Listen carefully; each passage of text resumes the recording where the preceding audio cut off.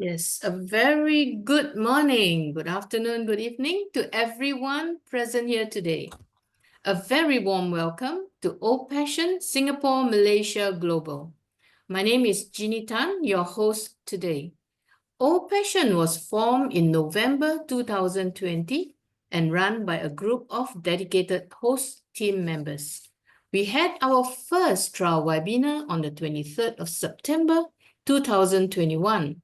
And our first public webinar was on the 30th of September 2021 under the mentorship of Dr. Bill Williams. We meet on every Thursday. The mission of OPassion is to ignite passion for humanity and to nurture mindset and leadership for passion and OBLESS, and to form passion groups for good causes. And today we have our brother John Ajongwen, who's always here every month consistently, and this is the fourth month that he's going to be here to nurture us about financial matters. So before I call upon Brother John, I would like to pass this to Mabel. Mabel, Yes. over to you. Yes, thank you. As usual, we'll give a video intro. Just a minute. Is it?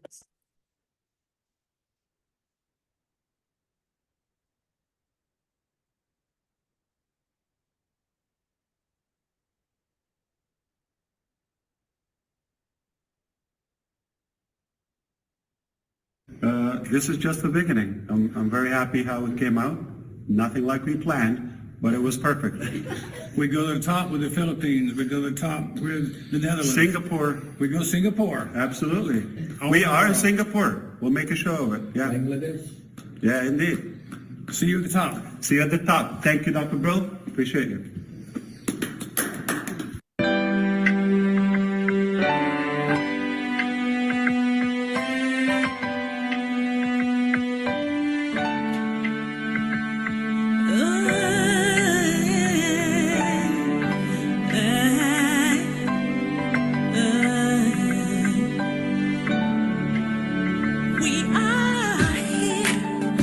We are on passive, shining bright into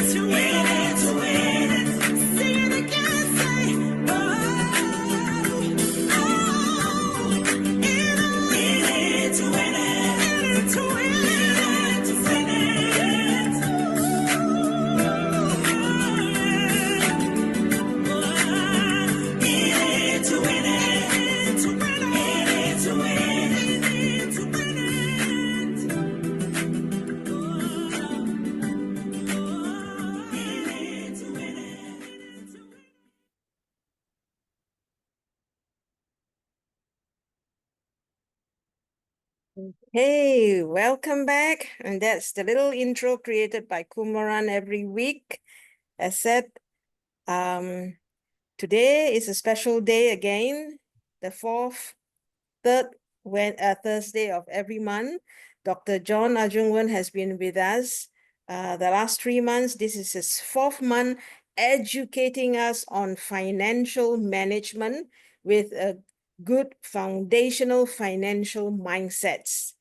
Dr. John, although no stranger to us, but we still need to introduce him, as many others could be listening to the uploaded YouTube.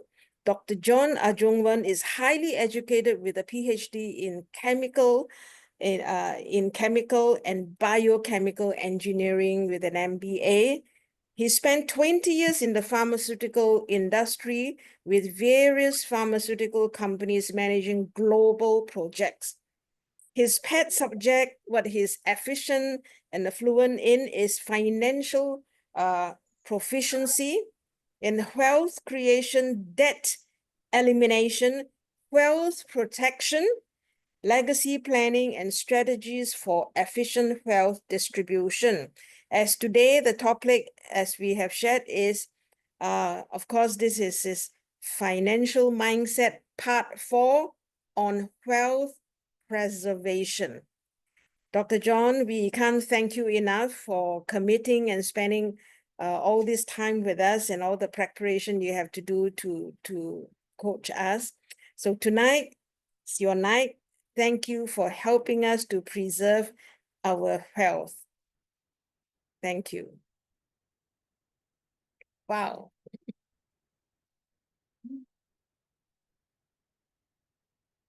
Can you hear me? Yes. Okay. Good evening, everybody. This is an honor once more to be with you. Sister Mabel, thanks for that introduction. And as I said, it's a special day for me. I'll tell you at the end. And it's an opportunity, a great opportunity for me to be able to share this with you. So this particular part 4, to me, if there is any of these sections that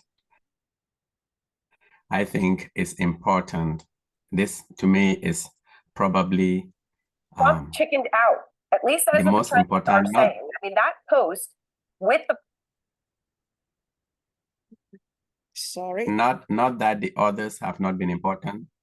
That's all right. Not that the others have not been important, but this is something that I think is important enough for me to say that if at the end of the day, you haven't taken any action on all the other things I have talked about or we have been sharing, this is the one that each and every one of us needs to start talking or taking some action on.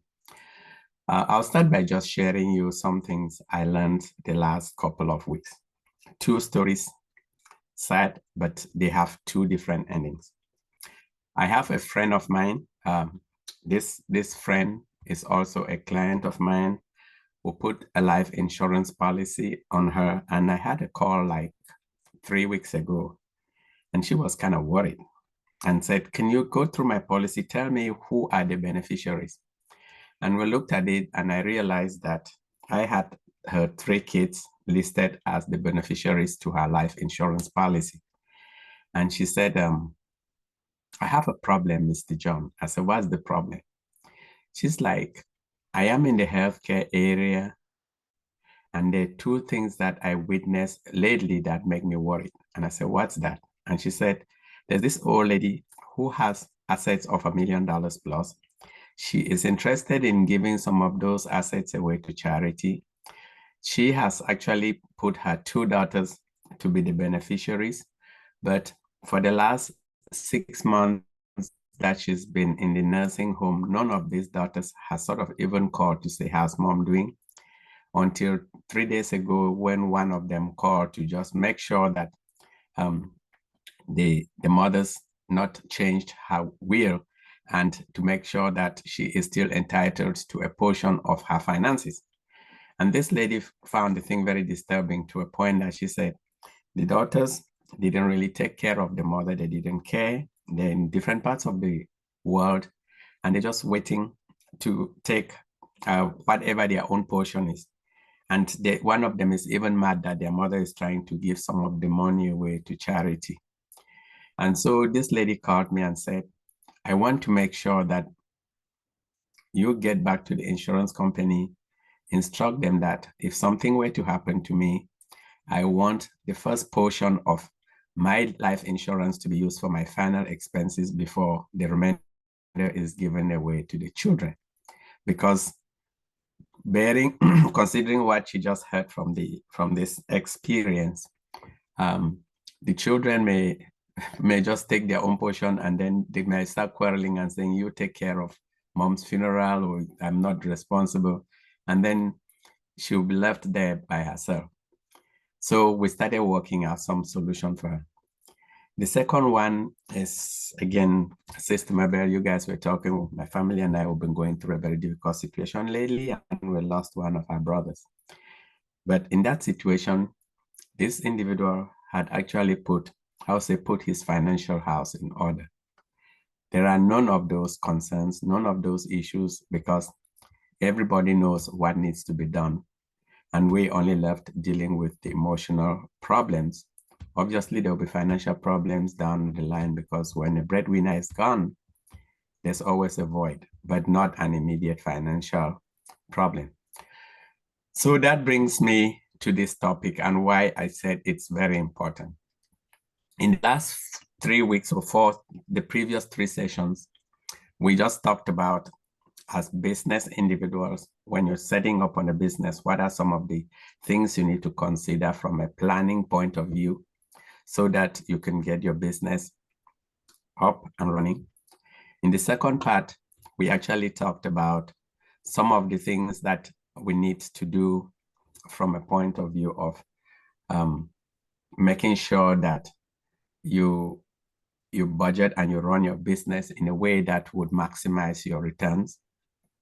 Last time, we talked about how you want to protect both yourself and your business, because there are people out there that will be set on, hunting you down.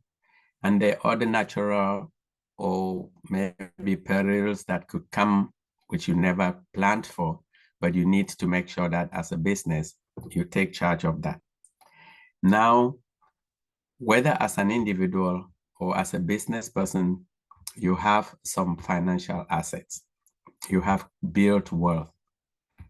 And what you want to do is make sure that whatever it is you have accumulated, whether health situations or end-of-life situations occur, that your decisions or what your intention of building that wealth are maintained, or that you preserve it either for your future generations, you preserve it for charity, or whatever the purpose of doing that was.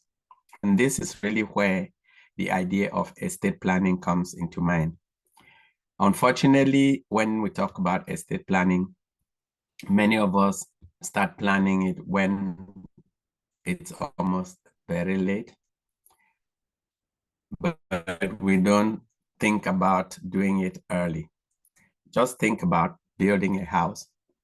You build a house, you start with the plan, which is on paper, and then you build it block by block. And so what I just want us as a takeaway from this presentation is, no matter where you are in your financial journey, taking a step back and looking at the plan to say, okay, what's the end game? Is your end game to have a house that has, all the features, or is your end game to just put a couple of pillars up and not complete the house? So when you have that plan, when they talk about estate planning, it's something that needs to be an integral part of what we're doing today. Not wait until all of a sudden we have amassed some wealth and then you start saying, oh, how do I go plan for it? Because by that time, some of the strategies available may not be there for you to take charge of. That's why I said it is an important topic. So if we look at just some basic statistics, about 10% of Americans, and this is just information I got from some financial planners, they say that if you don't do anything, if you just sit and leave it to chance, then as much as 10% of your estate can be eaten up by just probate costs. Talking about probate, again, something which I am just beginning to realize, at least here in the United States, as soon as somebody passes away within a very short space of time, our Internal Revenue Services would get wind of it, either through the death announcements or whatever. And as the system will work very efficiently, all the financial institutions would be instructed to freeze your accounts. To freeze those accounts to make sure that now that that individual has passed away, if they were owing any taxes to the government, if they were owing any child support, alimonies, whatever they're owing, they want to make sure that the government or those institutions get their share before they start even distributing the rest to the estate.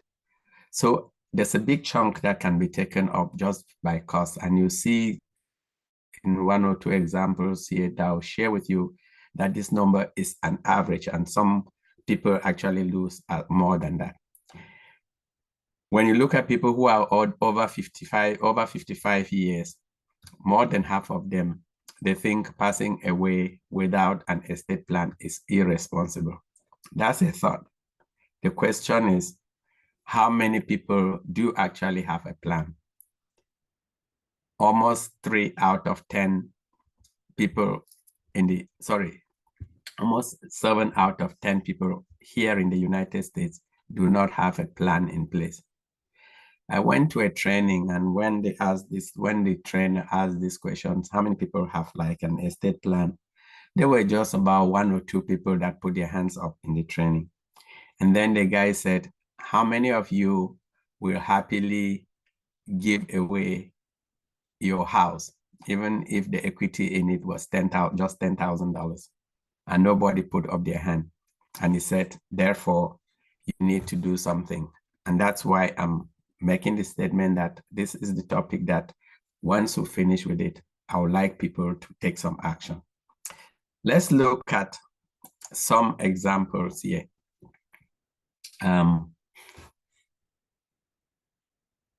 We know of some stars, celebrities.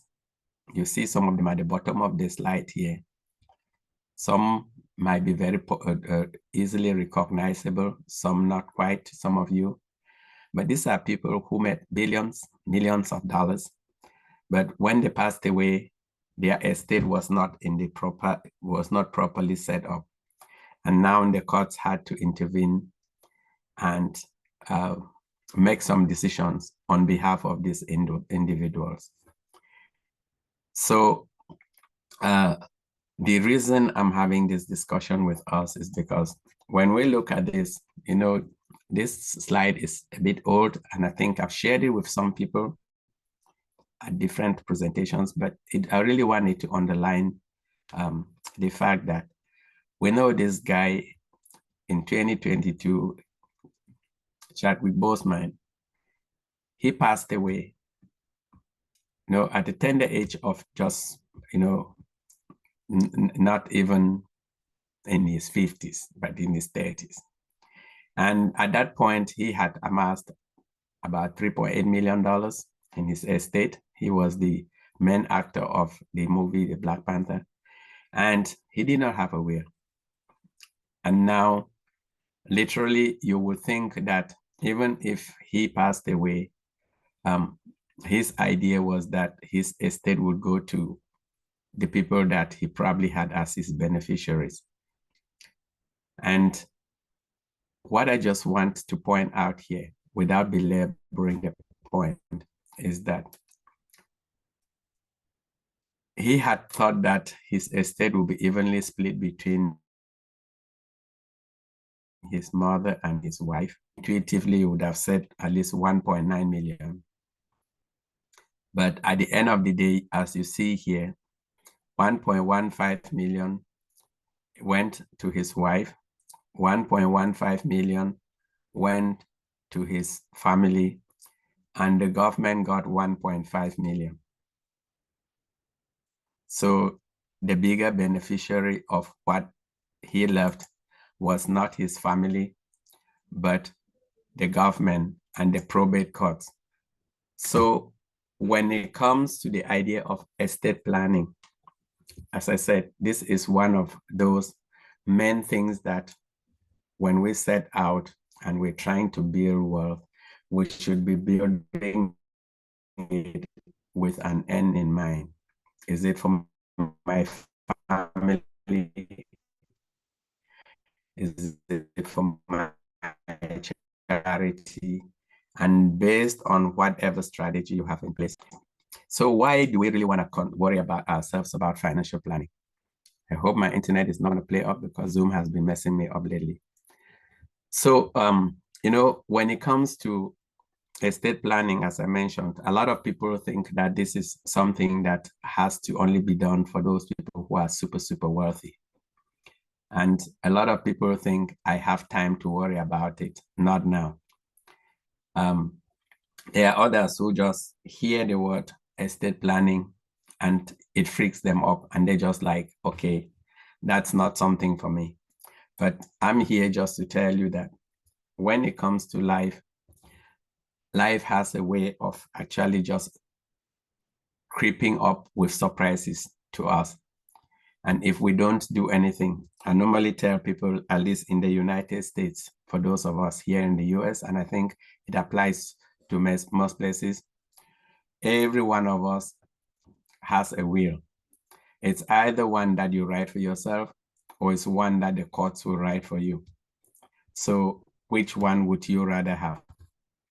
The one that you do for yourself or the one that someone else would take care of it? So when it comes to this idea of wealth preservation, estate planning, it's really not just about putting together those strategies. It's also about giving you a peace of mind now and in the future, that whatever you have, whether it's $50,000, whether it's 100, a million, that it will end up where you want it to be, not where it could end up. And there are some strategies why people decide to put these things in places. One of the biggest ones are taxes, control, protection. Those three, I'll say that they are very, very critical. And then obviously there's the idea of how do you want to use your assets, even for yourself, and how do you want to make sure that they are seamlessly transferred from one generation to the other or to the right user. So when we look at estate planning, really, just like any plan, it is nothing more than just some for the management, the disposition of your estate throughout our lives. When we become incapacitated and after death, that first part I said throughout our lives, of us miss, we're capacitated or if I'm no longer there. But you will realize that if you have your assets properly protected and preserved, even things like lawsuits and so on, the taxes that I mentioned, you could actually benefit from them now. So when we talk about estate planning itself, you know, it has all these different facets, you know, how you dispose of your assets or your wealth in the manner you wish, how you minimize the taxes that you're paying on those assets, how you are able to actually go out there and do your philanthropic or blessed projects that you have in mind and make sure that they continue even after you're gone. or even while you're here. And the other thing is, I think this last bullet is probably the most critical, is really preparing the future generations to be able to carry on with what it is that you're doing. Let me just pause here and share a couple of examples with you. When I was growing up in Cameroon, I knew of a lot of general contractors who were very wealthy. These guys built some good businesses. They were constructing infrastructure projects all over the country.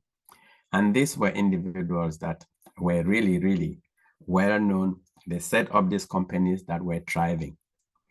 Unfortunately, there was no plan as to how these businesses will carry on after these people were gone. And very shortly after the individuals passed, those companies basically worn down to a point that even if you mention one of them nowadays, nobody hears about them. Then we think about the Rockefellers, the Rothschilds of this world. Who are they? Those names exist today as huge conglomerates, huge institutions with assets that generate billions of dollars a year, huge philanthropic organizations. What is the difference between those two examples I gave you? One of them had that foresight to sort of plan for preservation of their estate. The others sort of did not have that opportunity. And what I'm just sharing here is that as we journey through our financial, as we move through our financial journey, we need to be thinking about the wealth preservation. It doesn't really matter how much it is. Just think about it. One thing which I learned is that most of us, even those of us who have like our wills and all that good stuff, we love our kids, we love our families. And what tends to happen is you turn around and say, oh, let me give 10% of my assets to child number one, 10% to this number two, blah, blah, blah. And that in itself is a very good strategy when you think about it from being kind to your family.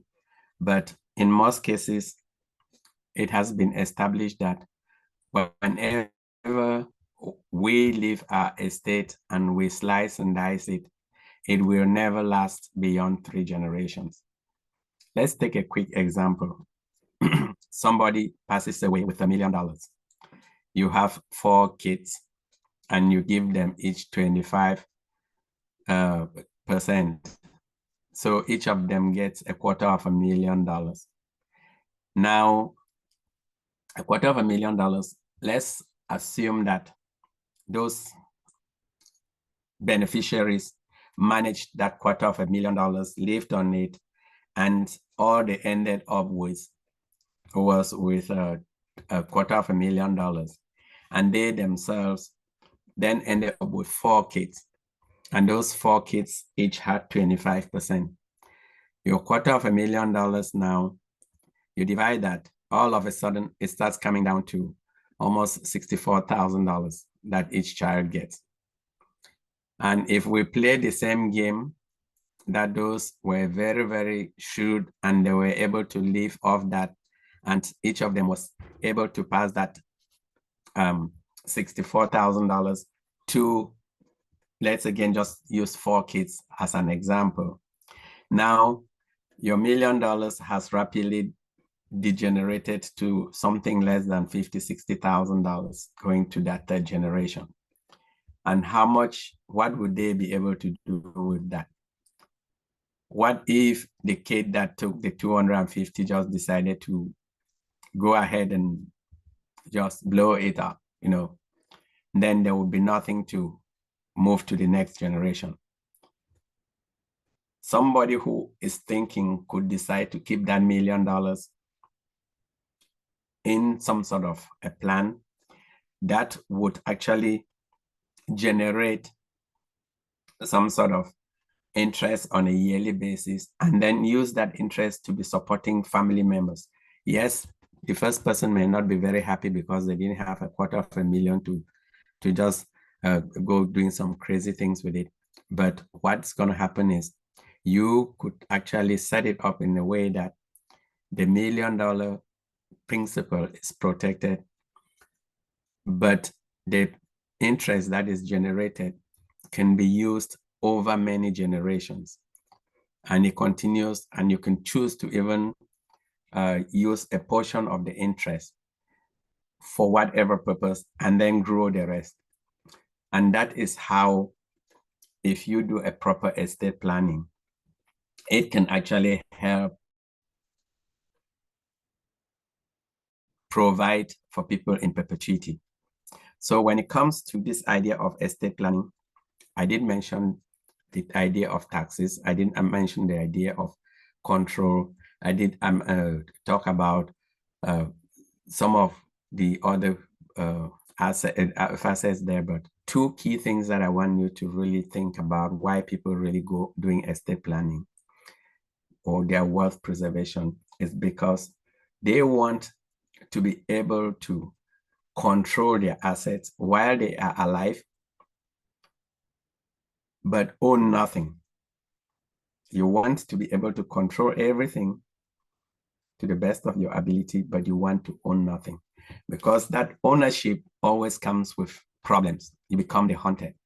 If you don't own anything, chances are that everything can be protected, preserved, distributed the way you want it, but then it does not show up anywhere as yours. So the idea of privacy, the idea of being anonymous, it comes to play there when you can put together a good estate plan. And why is this important? Again, it's important because there are people out there that either are lazy or they're just looking for shortcuts to getting something that they never worked for.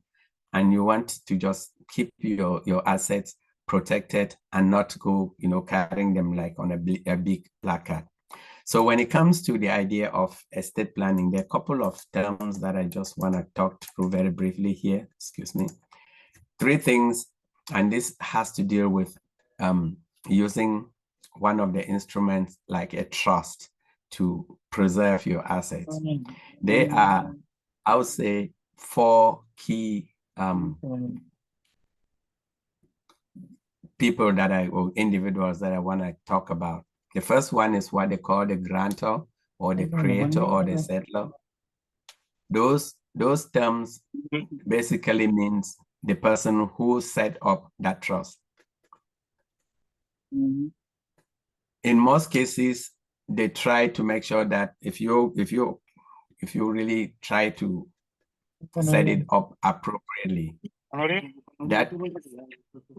that person can be the person that set it up, but you don't want that individual to be the trustee or the beneficiary because for certain reason. And the trustee typically is the person that manages that trust. I was just looking, like in Singapore, for example, the high net worth people use like the private trust companies to manage their trust for them. And I think that's true for a lot of places. Or it can still be yourself, it can be a family member, but when it gets to the big trusts, most people tend to want to use private trust companies to manage it so that there is the minimization of all this infighting. And then the beneficiary of the trust is the person, as the word stands, who's going to benefit from it according to the rules of the trust. So when you hear the words trust, trust funds, trust accounts, those words tend to be interchangeable, but in general, these are some of the assets, and these are some of the terminologies that you hear when people talk about wealth preservation, and especially in trust. And I did mention that the biggest benefits, for setting up this type of instruments are to control your wealth and preserve your assets. Those two are really, really important. So why is it important? As the person that set up the trust, you can define the terms of your trust. And once they are defined and put in the trust documents, it doesn't really matter whether you're gone. Those conditions would typically survive after you, unless somewhere down the line, maybe the regulations change, or the again, you can even specify how some of those control assets could be amended. So a lot of people talk about using this type of preservation to control your assets even beyond the grave, because you've already said how you want to have them managed. So I think I had shared this with some of you at a different platform, where we had one of these wealthy guys that told us that he has set up his trust, and he's set up in such a way that his family would be financially secure for the next 370 years. I mean, 370 years. Think about it. Somebody has established and set up things for the family. I remember this very clearly. He said he had 4 key conditions that he put for the beneficiaries.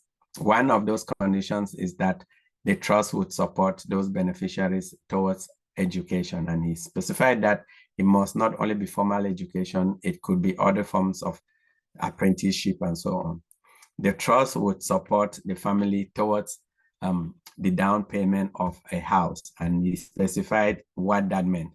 The trust would be able to support the beneficiaries, he said, towards the establishment of what he described as a legal business. So if somebody wants to go do some business that is not considered legal, then the trust cannot support. And he said for him, he had put there that his trust will actually support the beneficiaries towards the cost of a wedding. And for him, he said in his family, a wedding for him based on his faith was defined as a union between 2 people of different sexes. So by him defining these parameters, he's basically sure that anybody that is an offspring can be a beneficiary as long as they meet those criteria. 370 years later, that still applies. And that's where the idea of control comes into play. And then obviously there is the idea of the preservation. If properly structured, these assets are not linked to your estate. They belong to the trust. And therefore, if I were to come tomorrow and I decide to sue Sister Jenny, or I think that because she's made some money, I'm going to go after her assets, and that person and all her assets were put in one of these instruments, she doesn't own them. So I can go after her as far as long as I want. They would look at her, turn her upside down, maybe a few dollars are going to fall off her pocket, and that's all I'm going to get. But her assets would be completely protected. So why we do this and set them up, as I said, is one, for financial management today, to make sure that especially young ones, charities, or whoever you want to be the beneficiary of your asset, you set them up and you don't leave it to chance. You want to make sure that your estate is preserved and managed in a way that you want today. And I did say that when we set it up, it is also for today. So you can set it up in a way that it will benefit you today while you are living, not only when you're gone. And you realize that when it comes to businesses will use some of these instruments, for retirement planning, as well as for employee benefits. So when we look at those type of things as a business person or as an individual, there are many, many advantages that you want to actually get this and set them up. Again, I'm going to hammer it over. The first part is really for your wealth protection or preservation. The second one, as I mentioned, is for confidentiality. If everything I own is owned by a trust or some legal structure and they are not tied to me, John, then you cannot count those assets under me. And so I maintain confidentiality on those. And then succession planning, we've talked about it. You don't get the situation where the kids start fighting over those assets. Those assets are owned by a trust or an entity. That entity is a living entity. It's not tied to my birth date. So even if things happen and I'm no longer there, then that trust or that entity would still be in effect and it will be living.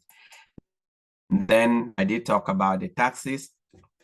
Taxes, when we pass away, there are estate taxes, there are inheritance taxes, and all those type of different taxes that are imposed based on different jurisdictions.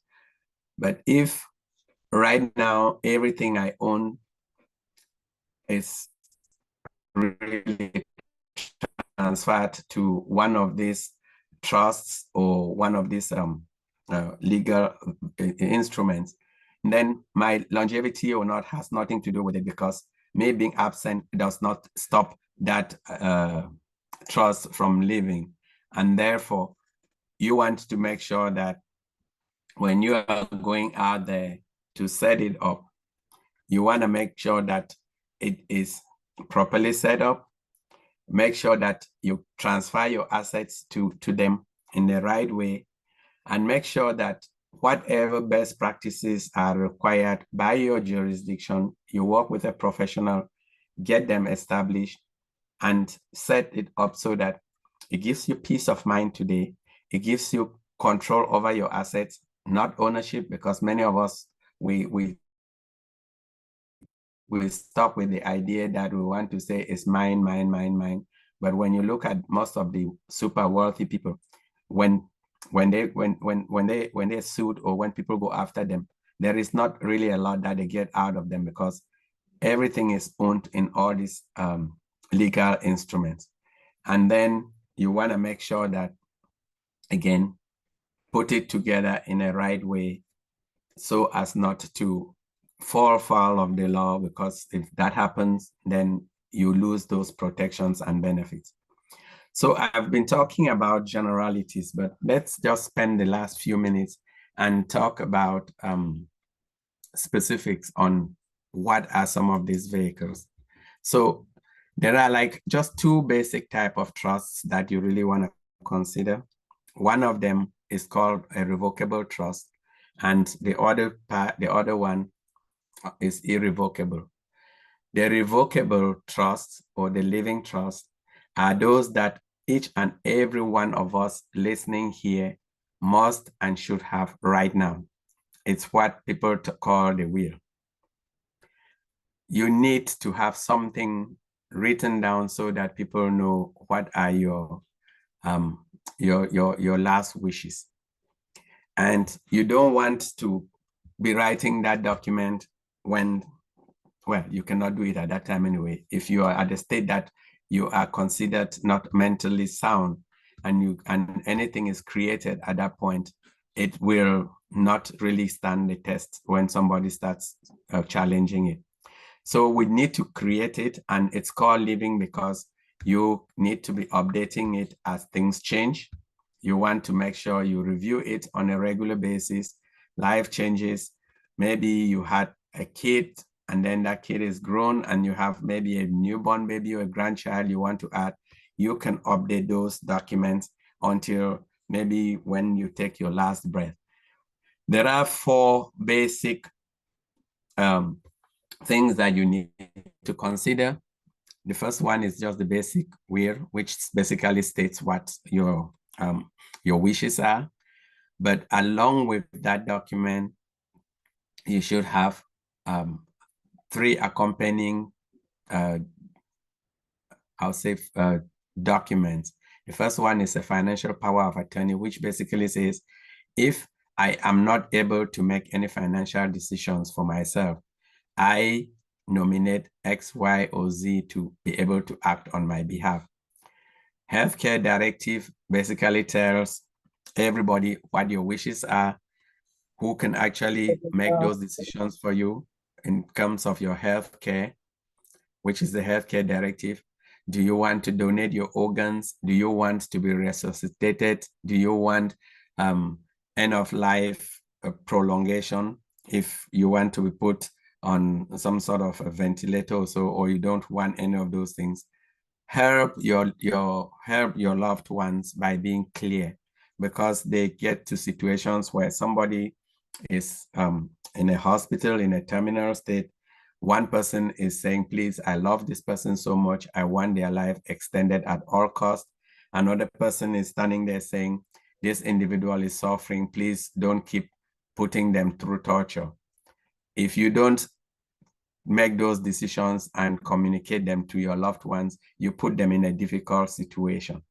And the final thing that they normally, if you work with somebody who is going to put this to you, for you, is that they'll put together a document that is, or another thing that's called a pour-over will, which basically says, okay, you know what, I've done my best to include everything that I can think of, but if at the end of the day, I pass away and there's some assets that I have forgotten, I just let it just be that it was an oversight, add them to my estate. That way, it's like a catch-all for things that you forget. Each and every one of us should at least have this, because it helps our loved ones, and it also helps everybody to see that these were your wishes and desires. When you then have a bigger estate, or if you have assets, it may be important to start considering some of the irrevocable trusts. Why is it irrevocable? Basically, you who created it, you put it in place and you don't actually have anything to do with it. So it will typically be either a trust company, an attorney, or a CPA that will help you craft this. If you do it yourself, then basically you can transfer assets to it, but you're not part, you cannot be a trustee, you cannot be a beneficiary. And why are these ones important? Because these are where you start talking about the complex trust, and it is irrevocable because you who set it up, you basically surrender all control of it. And you're saying there that what I have created, I cannot start going and changing it. The only people who can change it somewhere down the line could be the beneficiaries. And so these become very powerful instruments, because the person that created it now can actually just surrender it. They no longer own it. And that's where the anonymity comes into play. Because of the power of irrevocable trust, you find out that they are used in different areas, like in businesses, so you can actually create a business trust for yourself. Family trust, you can create it. Charitable trusts, you can create them. And things like private foundations are just some of the tens of types of irrevocable trusts out there. But I just picked like the 4 big ones here, because I think those are the ones that when you're going out and you're trying to look at them, you can actually consider them for yourself. And if you are able to structure them properly, they would give you tremendous financial advantages. They'll give you tremendous tax advantages. They'll give you a lot of control and allow you to be able to do things that you would not normally be able to do with your living trust. The one thing just to mention with a living trust is that when the person passes away, typically that living trust becomes irrevocable because you're no longer there to change it anyway. But the irrevocable trust, let me just use this flow chart here to talk through one very briefly. So let's say that you are an individual and you have a company, and your company is maybe an LLC or whatever business it is. Let's say you're here with some individuals and you make, say, $500,000 of profit at the end of the year. You can go ahead and divide that $500,000 amongst your different owners, and everybody take their share, go pay their taxes. Or if somebody actually had like a fiduciary trust, business trust, as we call them, you can assign your own ownership or your own portion of the profits directly to that trust. Why would you want to do that? Because that trust, when you assign it to them, it's like a donation, which means you're not taxed on this money. This trust itself takes that money. There are some expenses that trust incurs. It's a legal entity. They have their own tax ID number, and they do file taxes. They can literally go here, spend as much money as is legally allowed to run that trust, and then they get taxed on the remainder of the money at a very high tax rate. But if it's properly structured, this is what people do. They literally donate whatever is not used to a family trust. Okay, that family trust is your family trust. There may be some expenses there. You could actually use them to pay for housing, pay for life insurance that's owned by the trust. And again, at the end of the year, there is a balance left over from an accounting process, which literally needs to be taxed. But again, nothing stops that trust from donating all the proceeds or their net proceeds to somewhere else, and they can donate it to what they call a charitable trust. I want to just highlight here that this is not a charitable organization, but it's a trust, at least in the US, which is formed, and they can call it a charitable remainder trust, or for example, which the law here in the US says that as long as that trust spends a certain percentage of their money towards charitable organizations, then they can use a portion of those funds tax-free. So you could use literally 50% of those funds that this trust receive tax-free, and as long as they give, maybe in the US now, is at least 5% of it is given away to charity. So you can start seeing how somebody here may have actually gotten to the point where they got the trust. They gave away some of the money to a charity, and then half of this money here is tax-free. The other half, they could decide, nothing stops them from giving the entire half to charity anyway. And as long as that charitable organization is licensed, is ready. Now, just imagine that you took this money, after going around, you ended up with maybe $20,000, $30,000 of that 125 that you put into a charitable organization. That charitable organization could even be your own private foundation that you created.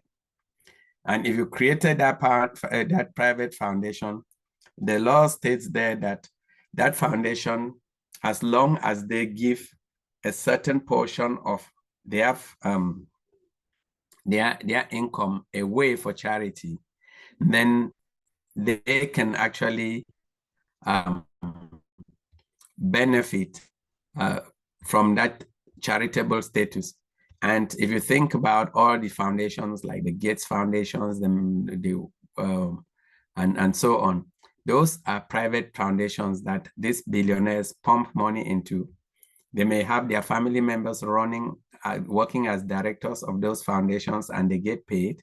But what has happened is that by this money moving from one foundation, from one trust to another as a donation, all of these entities are getting tax rebates or tax returns by not putting those monies into them. And then the money ends up with your private foundation, is doing all your charitable contributions.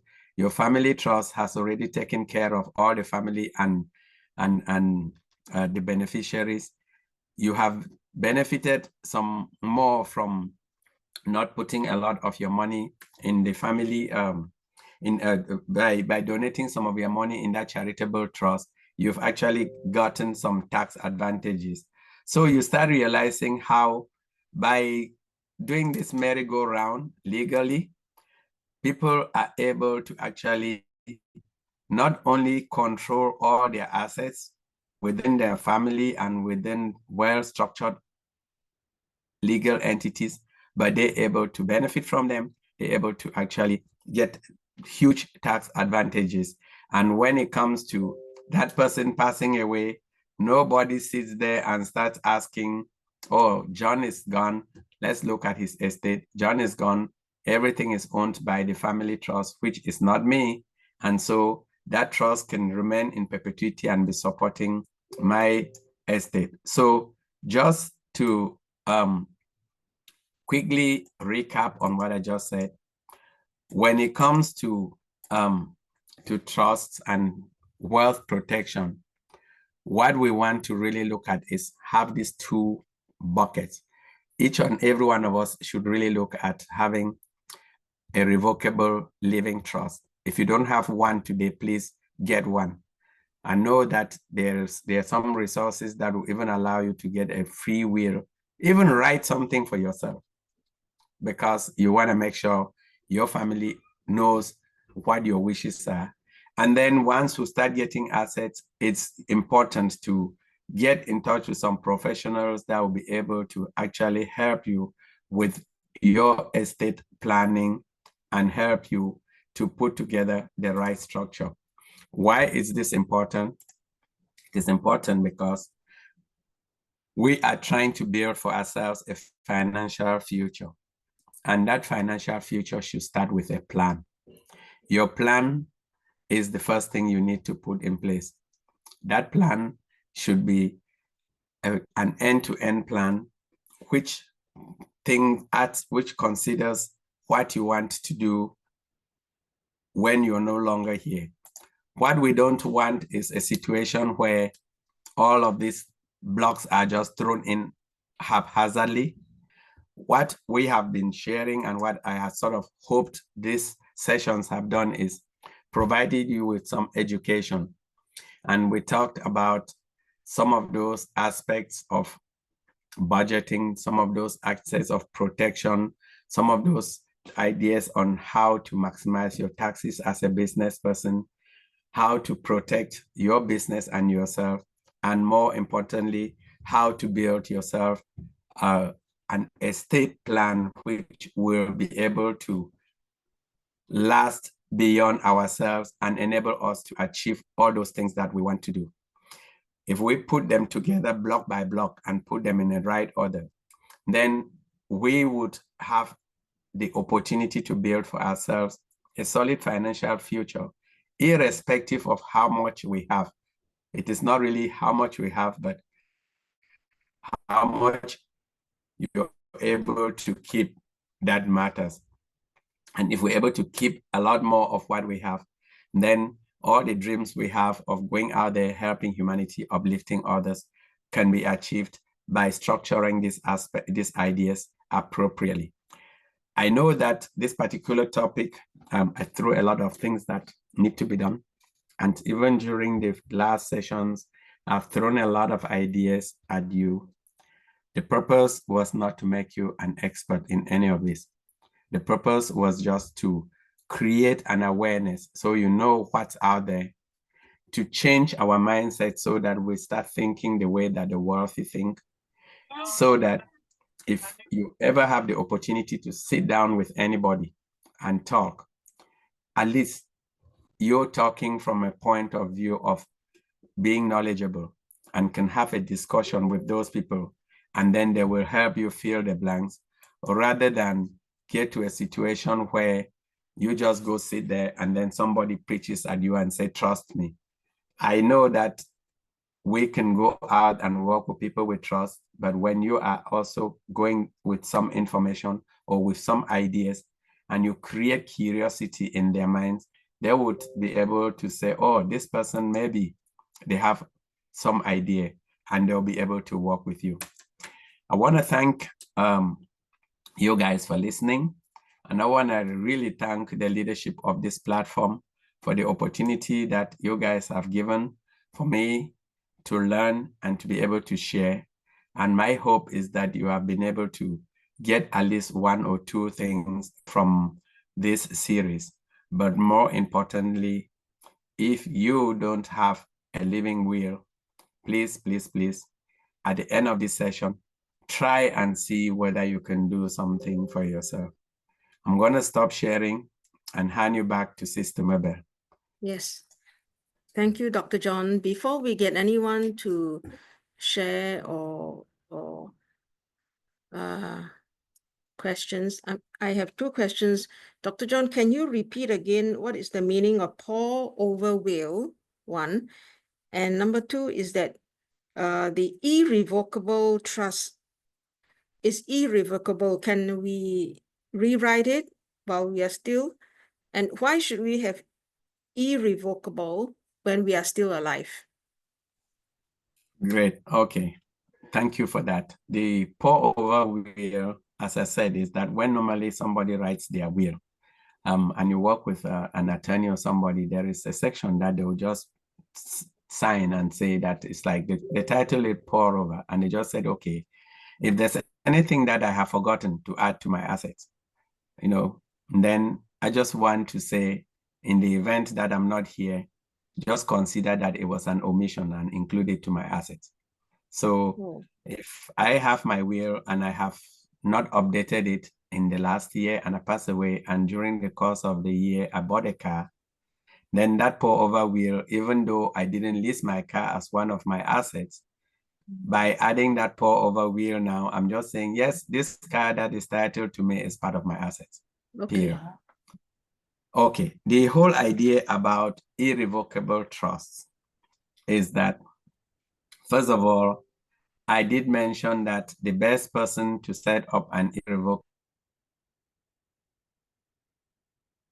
trust for us is either it can even be someone else. What you don't want to do is, you don't want to be the person that set up that trust, and you go and say, okay, I, Mabel, I have set up an irrevocable trust.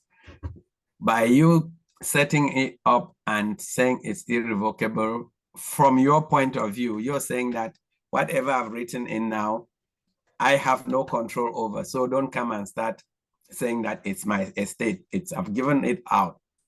Can it Dr. be John, changed? I'm Absolutely. sorry, I'm sorry, Dr. John. When you were naming who could set it up, the internet froze, so at least I didn't hear who you said could be. Except it's not yourself, but anybody else. It looks like everybody else. I can even co-opt you to be the person that sets it up. Okay. It could be someone else other than you. But most of the time, I will say that just get and that sets it up. And it looks like the internet is starting to play. What makes it irrevocable is that me who set it up, I literally surrender. I've surrendered ownership of it. And I've set it up. I'm not benefiting from it. I'm not running it. So it's nothing to do with me. It doesn't mean that I cannot transfer all my assets into that trust. I can transfer my assets into that trust. But those assets now, I'm saying I've given them away to the trust. They don't belong to John anymore. So if if somebody comes after John, John doesn't own those assets. Therefore, what happens is that the person that would be managing that trust on a day-to-day basis becomes the trustee. The trustee is the person that's going to be looking and saying, okay, this individual that set up this trust, what was his intention? And they can go ahead and list the intention of those individuals. And because I set it up and I say it's irrevocable, I cannot also turn around and be a beneficiary, because now I'm trying to cheat the government from a tax point of view. So by someone else setting it up for me, and we must. So FYI, there is a family trust that we set up for ourselves. And my wife and I are the trustees because we didn't set it up. If we had set it up, we cannot turn around and be the trustees. And as trustees, we have some beneficial use of the trust assets. And those beneficial use of the trust assets could be written in the trust document, where we say that the trustees can benefit from the use of trust assets, like live in a trust house, like drive a trust car, and then make sure that we manage the assets of the trust for the benefit of the beneficiaries. Okay, we are not the beneficiaries of our trust, but we have got like our children or grandchildren or children to be born as the beneficiaries, but we are managing it as our trust, which was not set up by us. Otherwise, we would not be the trustees, or we cannot also have any beneficial use of it. So that's what I'm saying there, that's where it starts becoming like complex trust. And in most cases, we always advise people to engage trust companies that would be able to help you set it up, or there are some attorneys that can do that, but you need to shop around because some of them can be expensive. If you're in the US, I know some people that they are not too expensive that I can direct you to. And then what happens is that when you set up the trust as a trustee, you would always have like a successor trustees. So you're saying, in the event that the trustee is not there, I need someone else to be a successor trustee. So that could be the kids. Or if you think that your kids or even the family members, they're going to be fighting with each other and mess up the whole thing, you can choose at this point to say, you know what, I'm not going to go have a headache. I'm just going to get like a private trust company to manage it. You pay a fee, let them manage it. If you have enough assets, it's not worth the hassle having all the quarrels. That way, that company is managing it. And you put in the trust documents how that company can be replaced. You know, you can choose that if all the beneficiaries or a majority of the beneficiaries are not happy with the trustees, they can terminate the trustees and appoint another. So that is a very, very detailed document, and you work with the creator of the trust to make sure that everything you want in that trust document is in there.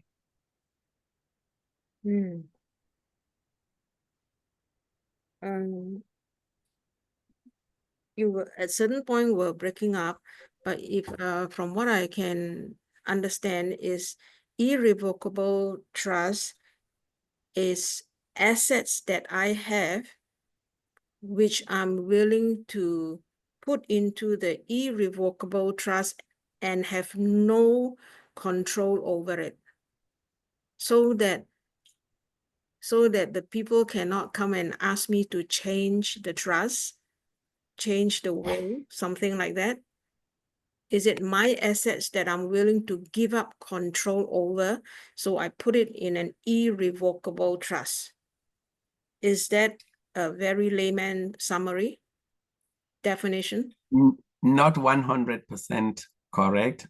They are your assets that you don't want ownership of. Yeah. You still want 100% control, Oh, just I can that still have control. Okay. you have put that control in those documents. So whatever conditions you want to control those assets are now in that document. So you have 100% control, but because you've written those control conditions in the document, but you have zero ownership. So you're literally pulling the strings behind the curtain. And there is nothing wrong if you have a family trust in writing your living trust or your will to say that the beneficiary of your living estate is your family trust. So instead of having your living trust say that if you're not there, they should share your assets to your children, your uncles, aunties, if you have a family trust which is irrevocable, you just say, if I'm not here, the trust is the beneficiary of my estate. And so that everything just dumps into that estate, and all the control parameters that you had written in that family trust now will govern. Can I still change it? Yes. The irrevocable trust, the person that wrote that set it up cannot change it, but the beneficiaries can change it.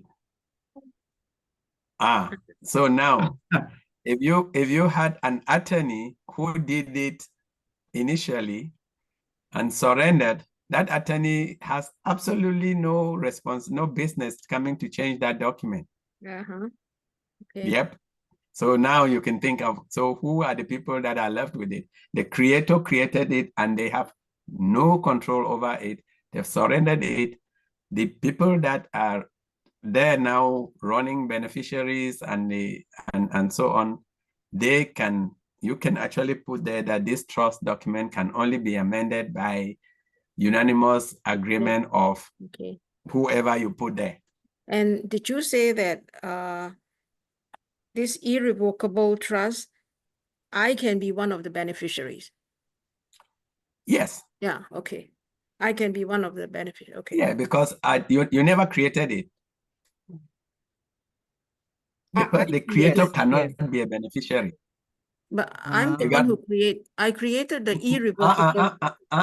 No. The irrevocable trust, if you create it, then you're out of the equation. That's why it has to be someone else. It has to be like a CPA. It has to be an attorney. Someone else is appointed by me, right? Yes, and they create it and you pay them and they're done. Bye. Yeah. Okay. Got it.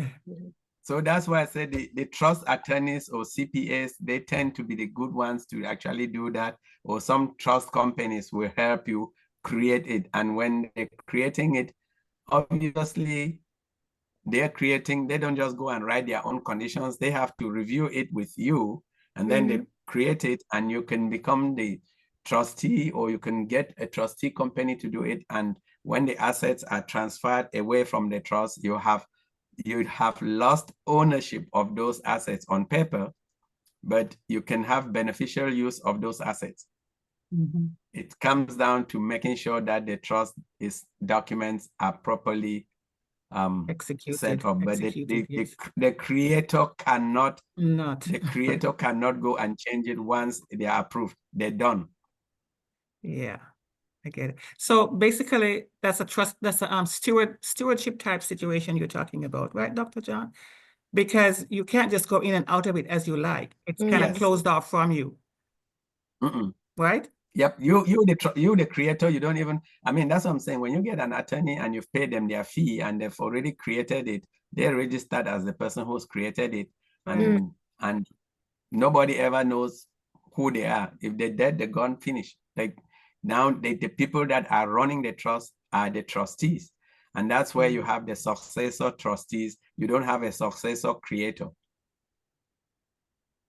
So, okay, Sister Mabel, are you still questioning? Yeah, I'm okay. Okay, I'm fine.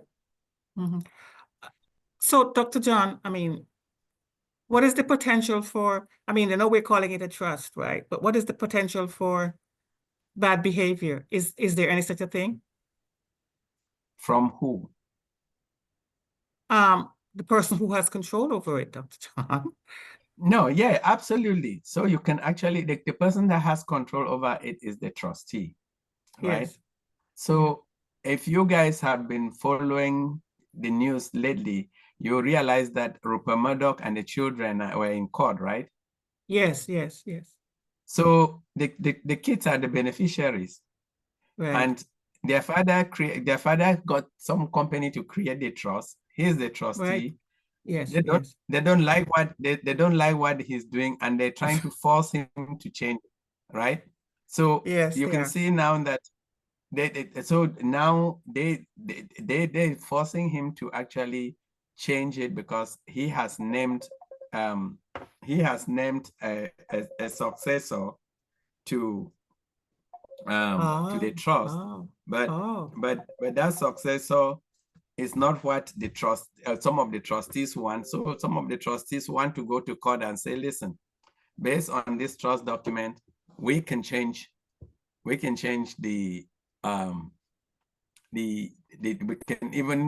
even kick out the we can even kick out the trustee.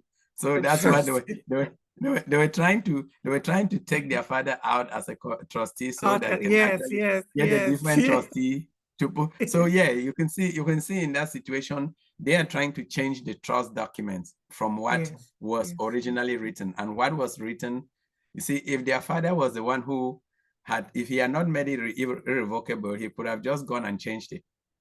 Right. But now he has to go. Yes. It was not him who created it, so he cannot change it. So they have to go to the court.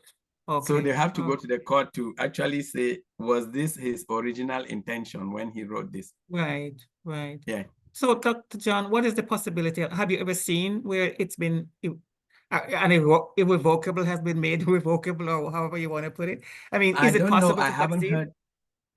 I haven't heard about irrevocable being made revocable. What could happen is that you can put in the trust documents that conditions for dissolving that trust.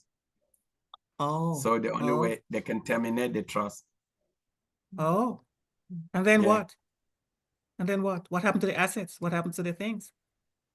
Again, you creating the trust document actually specify how, in the event of a dissolution, this is what that would will be in there as well. assets. Okay. Yes. All right. Oh, it's a very comprehensive document.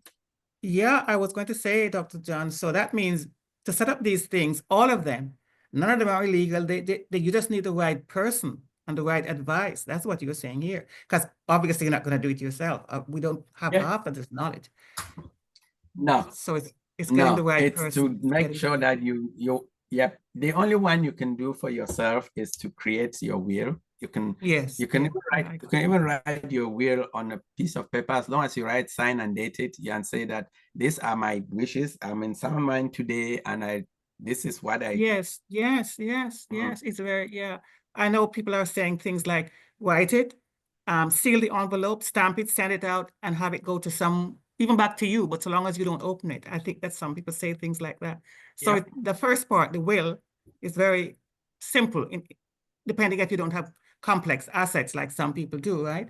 Because this is why they say the rich gets richer, because they know these things, right? And they pay for it. They pay for these instruments, as you call them. They pay for these protections. Nothing illegal here, nothing. It's all about protection, protection, protection, just like you said. So thank you, Dr. John. I have one quick question. In reference to the inheritance tax, you have two initials there, SG. What would that mean? What is that? I never. Oh, no, I was talking about Singapore. Those ones, Singapore. those were Singapore related. Yeah, because it varies from country to country. Here for us in the US, the numbers keep going up and down. It used to be assets of 5 million. Then when the Trump administration came in, they pushed it to 12 million per person or 23 million for a couple. But the states have their own limits. So different states have their own limits. So yeah. Okay. You just need to know what it means for the difference. Thank you, Dr. Johnson. Dr. John? Or sister, are you done? Yes, ma'am. Sister Yvonne, are you done? Yes, sorry, sister. Go okay. ahead, please. Thank you. Thank you. Okay, Dr. John, I'd like to ask a question. Like for simple folks who doesn't have much, can we say that it is better to just write a simple will rather than going to trust? Because trust has a recurring fee that you have to pay to whoever is running your trust, isn't it? It depends. Again, whether you are a simple person or you have a complex one, the first thing you have to do, you must have you should have your living will, because that one is important. And that one, why do I say it's important? Because those are really it covers the idea of who is going to make any financial decisions for you if you're not able to. What are some of your healthcare directives you want? Do you want that they would prolong your life, whatever, or you just want to say, if I get into a vegetative state, I don't want to be, hanging there and they just get the machine running over. So those ones, irrespective, we should all at least have some of that personal one. In the US here, there are I have access to some resources where people can just go in there, put in their information, and you print out like a state approved legal document that all you need to do is sign, have it notarized, and that's good. One thing, while we're just talking about that before I answer your second part, is that there are lots of people who create these documents, whether it's a will or whatever, and then because they don't trust their family members, they just keep it hidden. And then the person passes away and nobody knows that there was anything. So please, please, please have conversations with your family members, with your loved ones. Let them know what your wishes are. If somebody wants to be cremated, let people know. If somebody wants to be buried, let them know. If somebody needs resuscitation, let them know, because you don't want at that highly emotional point for people to then be saying, what should we do here? Or somebody saying, I think she would have wished this. I think he would have wished this. And if other person said, no, I think he would have. So just make sure that those wishes are clear. And for some of us culturally, I know when it comes to talking about death, people think that when you talk about it, you're trying to sort of wish somebody to die or something. If we just get over that mindset, it changes things. So for your first question, absolutely everybody with a simple estate, you need to at the very least have that revocable trust or living will. When the trust starts becoming complex, then there are two things that I would say. There are two that I would say we can use. One, the family trust is a good one. It doesn't have to be super, super complex. The good thing about the family trust for me is that, one, I know that my will states that the beneficiary is my spouse if she's not there as well, and then it goes to the family trust, and then the family trust basically then determines how those assets get disposed of.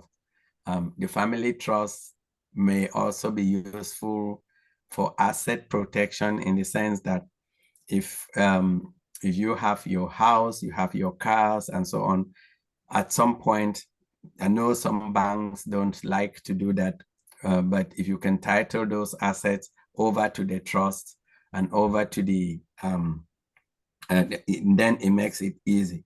Why is that important? I'll share you a personal story. My daughters were involved in an accident. They got hit by somebody and the car flipped over. Luckily, they all came out without a problem. A year later, this person figured out that they can get some money by going and suing for the accident. So they sued the insurance company, and the insurance company they added me to the list of the defendants, because the vehicle is registered in my name, obviously. And they sent me a thick package like this to complete. And that package, they asked me to list all my assets, to list all my savings, to list everything that I own. And then I called the insurance company. I said, what has this got to do with the accident?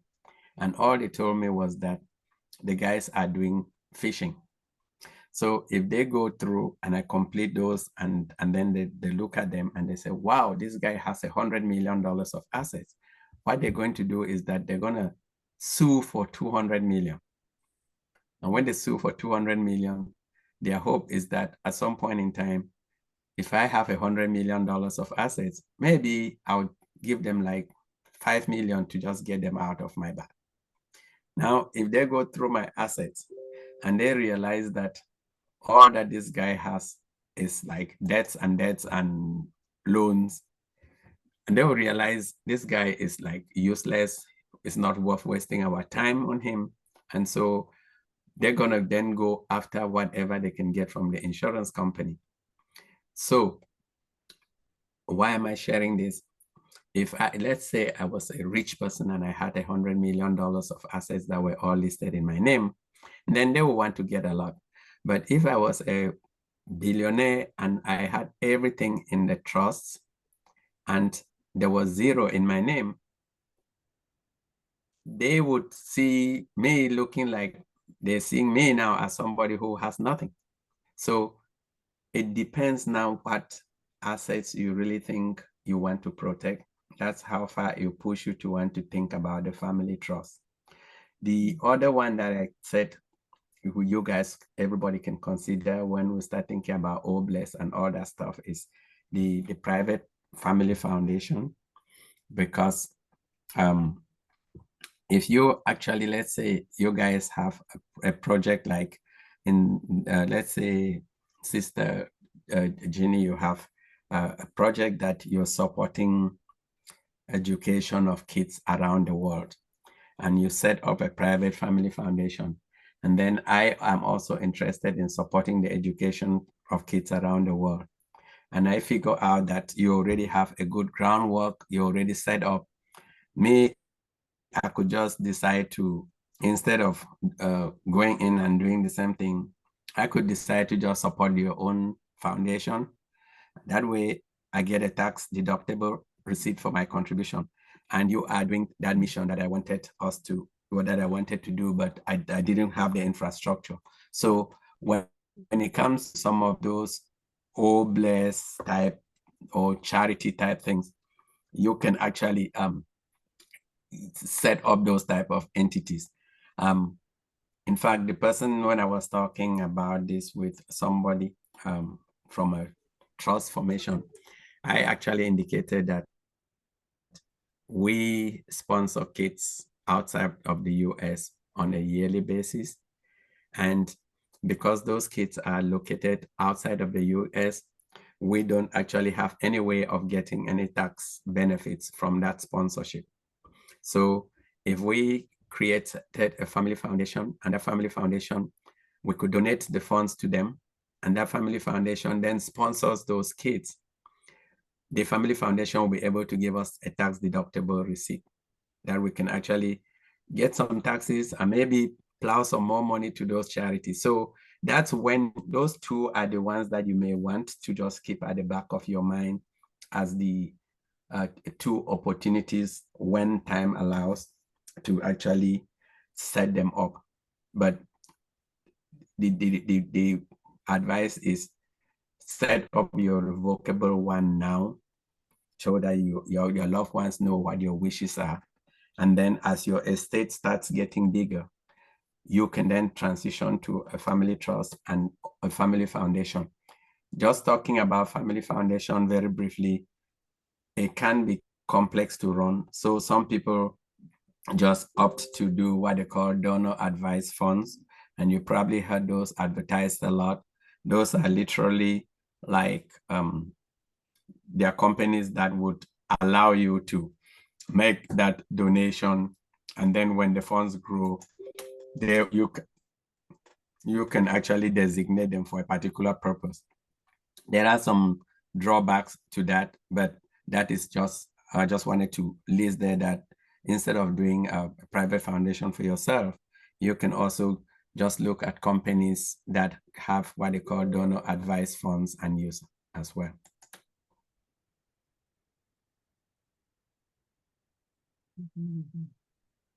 Mr. Jeannie, where are you?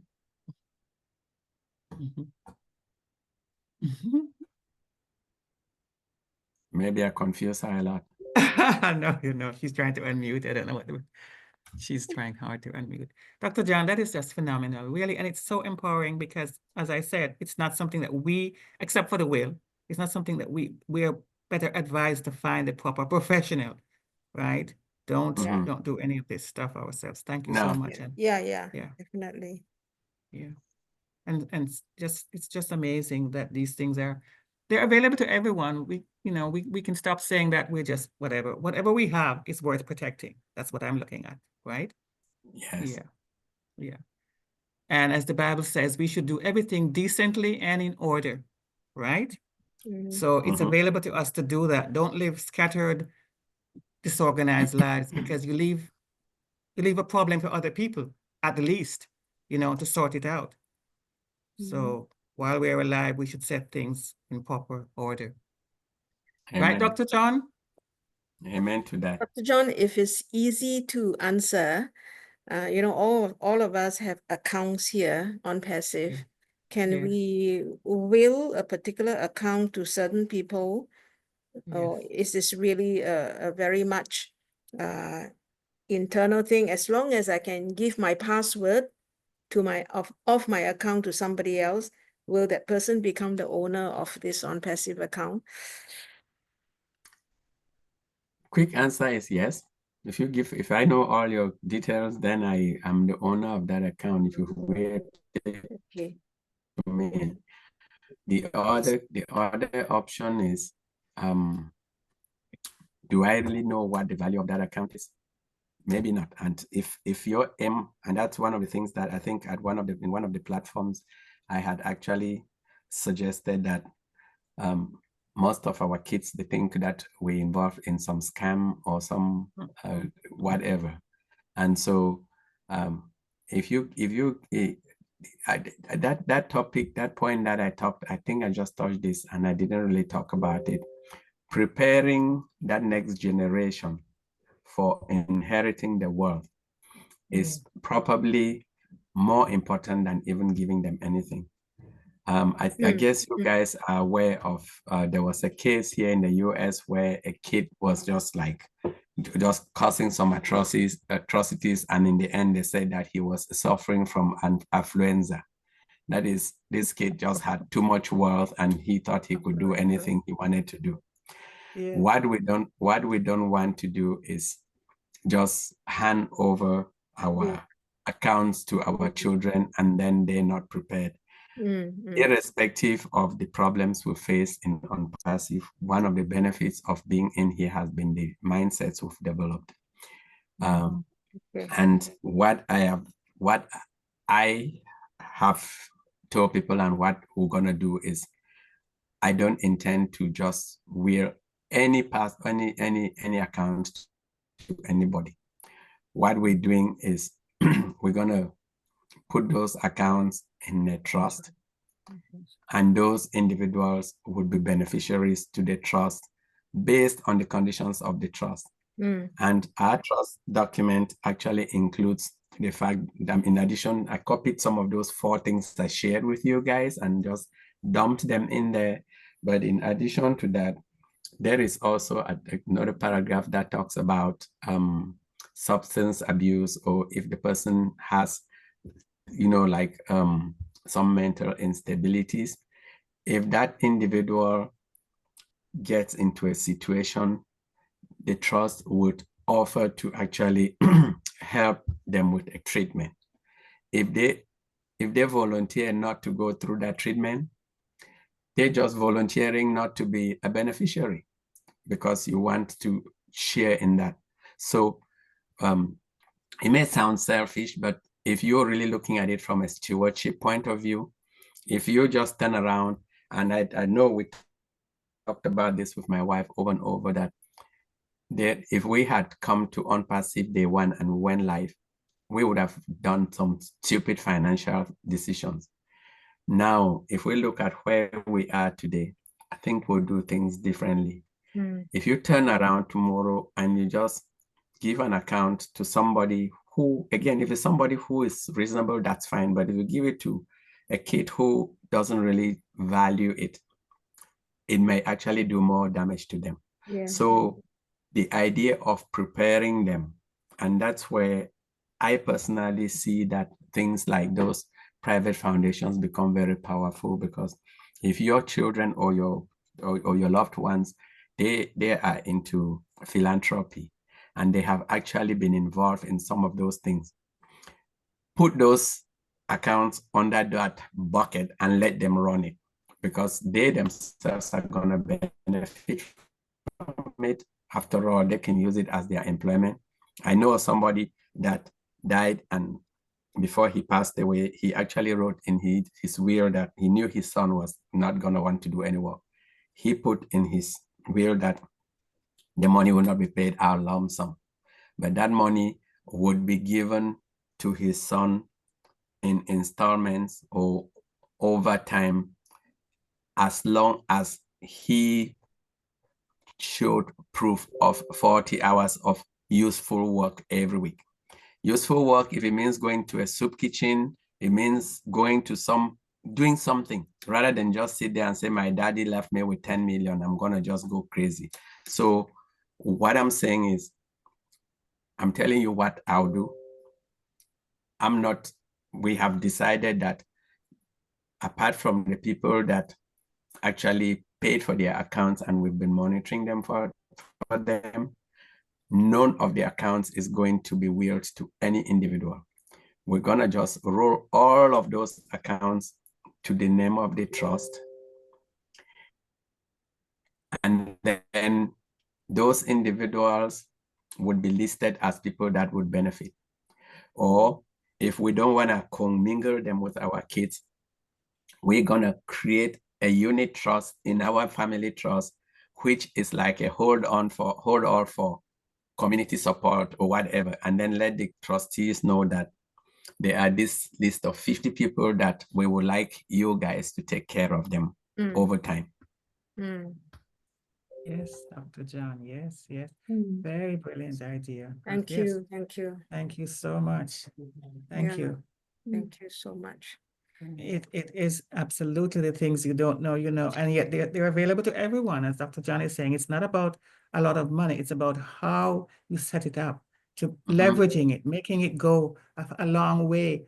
And then you don't need to actually have the headache yourself, because you can designate this to a competent person. That is phenomenal, because you can face the pressure from the close relatives. They run in every day or every other day. Oh yeah, those ones are those ones are tougher. Yes, they are. If you were able to bring them into ONPASSIVE. Yeah, they run in every day with a good story, and you keep going, and then before you know it, it's a lot going out, and that's not a wise thing, because money is not easy to make, no matter how it seems. Like, I mean, if we've been fortunate enough to be in ONPASSIVE, let it make that generational thing the legacy that we all hope for, right? Right. It's very doable. Thank you, Dr. John, so much. Thank you. Yes. So thank you. Thank you, Dr. John. Mabel, one more question for me. Yeah, sure. Dr. John, okay, thank you for your reply just now. Sorry, I was off mic because I was taking down notes. So okay. The thing is that I just want to recap. I asked you about the and you share about the creating a family foundation, right? And then you said that we donate to the family foundation, and then the family foundation we can direct that. I mean, in the foundation, we can then donate to whoever or take care of whatever foundation that we want, any other foundation. And then with that family foundation, we will get an issue of a receipt where we can claim our tax. Is that right? Yes, so there are two places. For the ones that you've chosen that you want to just do all bless, you can send them straight to the family foundation, and then you don't worry about those because they're doing your all bless for you. For the ones that you're looking at maybe helping families, helping other people, or donating those, I would suggest those who go to the family trust. Oh, And then the family trust can actually donate to the family foundation. They can take care of those people. That's what I'm saying, that the family trust, or instead of the one that your sister Mabel was thinking of donating an account to a family member, I would say send that account, just put them all under the family trust. And then let the family trust, if like in my case, my family trust, the key beneficiaries are my kids and their direct descendants. But when we look at all these other accounts we had initially opened for other family members, our thinking is that we're going to dump them into the family trust also, but we're going to create a unit trust within our family trust, which is going to direct some of those funds into that unit trust. And from that unit trust, we can support all those cousins, nieces, nephews that we wanted to support. That's one option. The second option was, if we were just looking at general philanthropic support, irrespective of whoever it was, yes, that can go straight to the family foundation and let it manage. It uses as the source of funds. And if you designate it, the thing is that when you go to those foundations, there's specific, you can these categories of people, like, okay, I want to support healthcare, I want to support education, I want to support clean water, I want to support. So those are more like categories of things, and individuals who benefit under those categories, as long as you keep, as long as you meet the requirements of the taxman.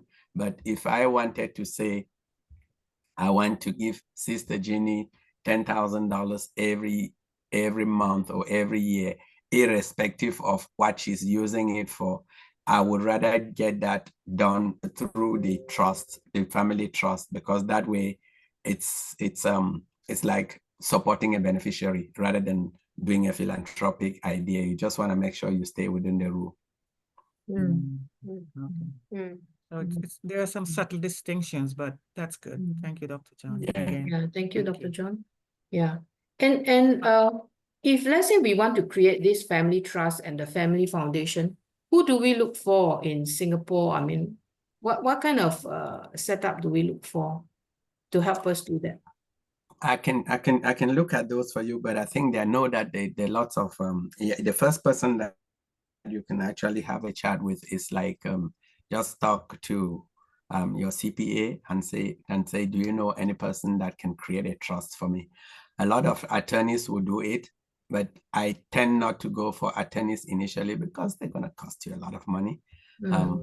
So there are some there are actually trust companies that can help set up trust for you, and you just need to talk with them initially and say, I'm looking at a family trust, or I'm looking at in the US, people call them private family foundations or 501c3 organizations, and they'll be able to help you. And then once you've spoken to about 2 or 3, you can see what the costs looks like. Thank you. Thank you, Dr. John. Yeah, I know one, I mean, the couple of companies in the US, and I'm working with one for myself. So I know that at least the only thing, it's a small boutique, and it's the response time for them that is kind of a bit slow for me, but they're doing a good job, and I'm not really putting a lot of pressure because I'm not ready yet. So I'm working slowly.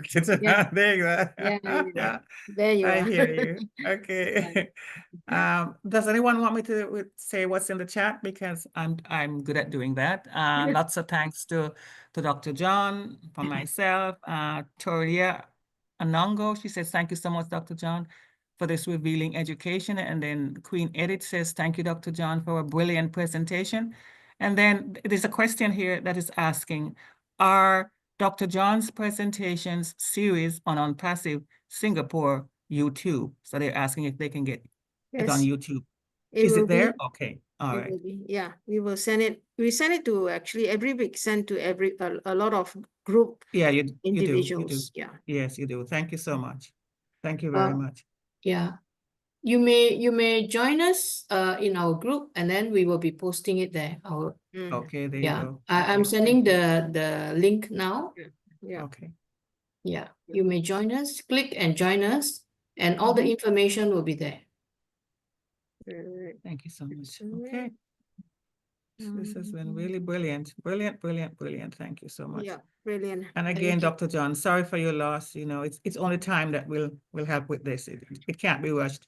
Just like how you say you're not ready for the financial setup yet. You know, it's only time that will lessen this if it ever happens. So Absolutely. thank you. Okay. Thank you, everyone. If there's no question, we'll call it a night. Before that,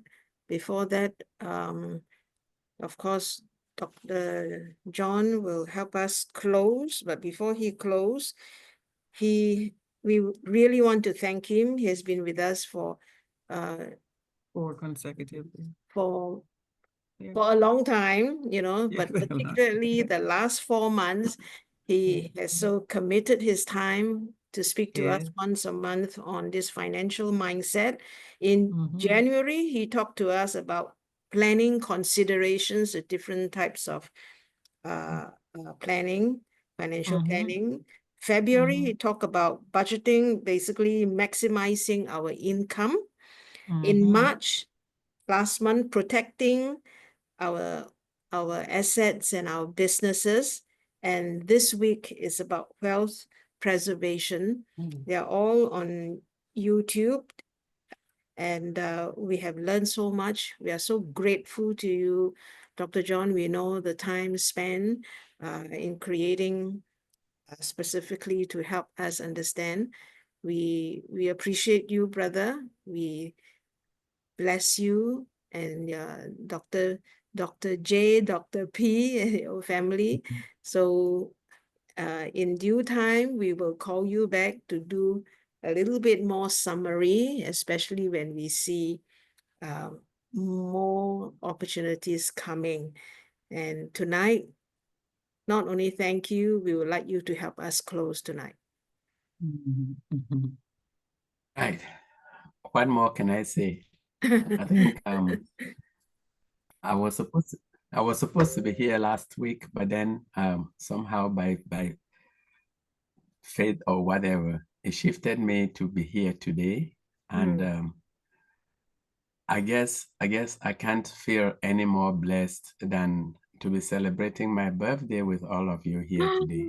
Happy birthday. Whoa, you secret keeper, you. Oh my gosh. I told you I was gonna tell you why it's Yes, special. you did. So, Happy birthday, Your Dr. birthday you John. spend with us. Oh my goodness. So it's I mean, you talk about spending your birthday with family. This is really an honor and a blessing. I have actually learned a lot during this 4 weeks, and I just hope and pray that the sharings and the learnings we have shared them together. Again, nothing here is intended to make you an expert, to make me an expert. It's just awareness, and for us to start creating those mindsets. The focus has been the mindset, because if you don't, I mean, one of the things I learned in corporate America, they call the one who did change management, was you don't know what you don't know. So if we know certain things, or you are aware of certain things, then your curiosity can push you to go and actually want to find out a bit more. And my hope here is that the sharings that we'll be getting through this platform have really, as you guys have in your logo there, that you're nurturing the mindset, have nurtured our mindsets in a way that we can be better versions of ourselves. So I want to thank you all again once more for the opportunity. I wish you a good evening, good morning, good afternoon, wherever you are. and just pray that, you know, the Lord will continue to protect us as we journey together. And hopefully in time, we will not be only meeting virtually, but have the opportunity to actually meet physically and get to enjoy each other's company. Thank you again, and stay blessed. You are blessed. Thank you for spending your morning hours with us, your birthday hours with us. Let's sing him Let's sing a this. song. Yes, Yeah, absolutely. come on. Happy birthday to you. Happy birthday to you. Happy birthday to Dr. John. Happy birthday to you. May the good Lord bless you. May the good Lord bless you. May the good Lord bless Dr. John. May the good Lord bless you. Wow. Wow. So just a fun fact. This is actually my twin daughter's birthday as well as my elder sister's birthday. Don't Oh, ask me why. wow. What a day. What a day. What a day. Don't ask me May how. 24th of April. Don't ask me how. That is amazing. Wow, that's amazing. That's a gathering, man. Yes, No. what a day. I know. You're Thank blessed, you Dr. all. John. Very God blessed. Happy bless. Thank birthday you. to your two twin daughters as well. Yes, Your Yes. sister, yeah. everyone. Happy Wow. birthday. Yeah. Have a blessed day. How, All how right. Dr. P hold on to the Thank- day, huh? Hold on Yeah. to the day. I'll tell her. Yeah.